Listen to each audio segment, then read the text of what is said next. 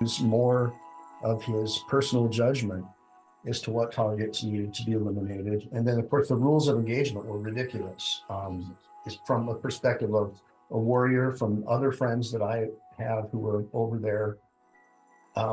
It really made it to where it was so vague and ambiguous that guys would get killed if guys like Eddie Gallagher didn't make it happen. That's just the way I look at it. You know, as a Marine, I'm always going to err on the side of that hardened warrior who has that work ethic, who's trying to get the other guys squared away. And when new guys come along, they may not like it. And with the new sort of woke culture that we have, I could see what would happen. So he was accused of harming a combatant, like an ISIS terrorist. And ultimately, a couple of guys, I guess, flipped on him, the newer guys. And ultimately, there was a jury. I think there were like 6 Marines on it, like 4 sailors or something. But one of the sailors was a Navy SEAL. And there were like a bunch of charges, like for like war crimes, all this crazy stuff. And they locked him in a brig for months, like 7 months or longer. No access to any help. I think they had him on restricted meal diet stuff and trying to break him, trying to get him to fold, and this guy wouldn't fold, and his wife and his son were out there fighting for him. And I found this thing on Reddit where his son, this guy right here, is like fighting for his dad on Reddit. You can check it out. And super squared away. By the way, his wife is super cool, like fought for him, tooth and nail. Eventually they got him out. All right, so just like really quick, back to the actual graduation. Okay, so Marine drill, unbelievable. We're the best at it, bar none. Marine Corps drill we got it hands down. And that's how we show our discipline. And that's what makes us a lot different than the other branches, because you do some things just for the sake of doing them, because it shows discipline and it shows your ability to master yourself and we follow orders, strict obedience. There's no talking back. I've seen on Army bases the total different mentality, the way they treat their officers and NCOs. In Marine units, you would never talk to your NCOs the way I've seen it done on Air Force or Army bases. On here is, let's find a different. Basically, because of his wife and his son fighting for him, he was able to get out of there. And you see that his son didn't join the Navy to try to become a Navy SEAL. Now, he may end up being a recon Marine or going MARSOC, trying to become a Raider, maybe. But just based on his personality, I just think that he is just totally cool with being an infantry Marine. I don't think he has any aspirations based on what I see. And I think that his dad's cool with that. I'm super happy for him, because being a Marine helped me. I became a lawyer with no law degree or undergrad, became very successful. And I always try to help Marines whenever I meet them. And there's like a real brotherhood there, and they try to help me. So I want all these people to see this cool stuff that I've showed you today in the video, because I think that it will help you maybe understand the brotherhood a little bit better. And like other people out there in the business world, or potential people, like potential clients who might want to hire someone, look at to see if they served in the Corps, because people who did, as a general rule, hold themselves to a higher standard. And so I try to do business with people who are in the Corps. I have also some friends who are in the special operations community, and that same mentality. But everybody knows that Marines are a brotherhood, and I think Gallagher knows that, Chief Gallagher. And so anyways, I wanted to really just dig into a couple things about like the whole thing, the breakdown of the graduation, because it's super cool.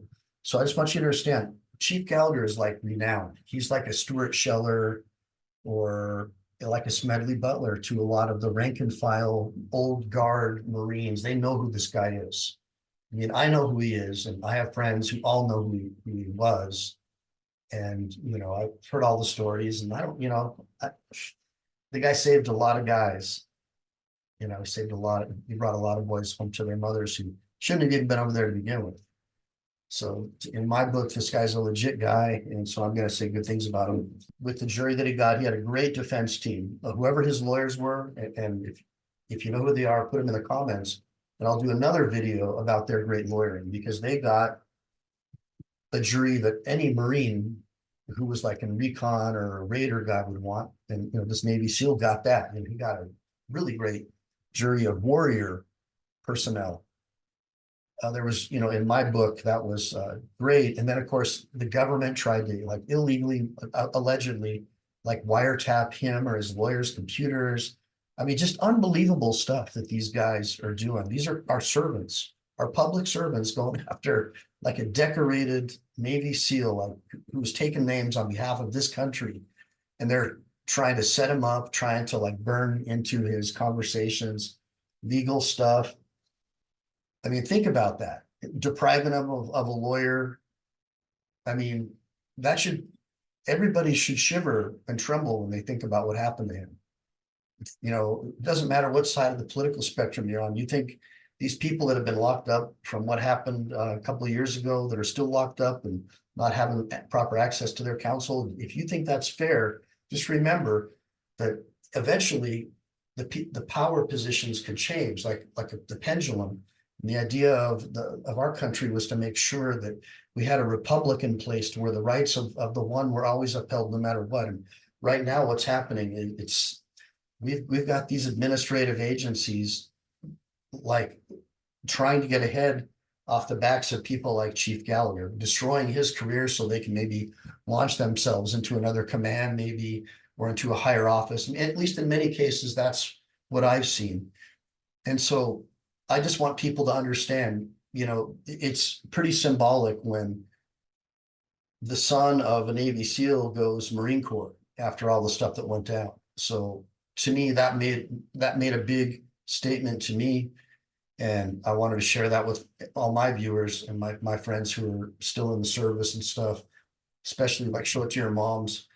Like, when you go back and look at this guy's video, and I'm gonna leave a link to their Instagram video in my YouTube link thing.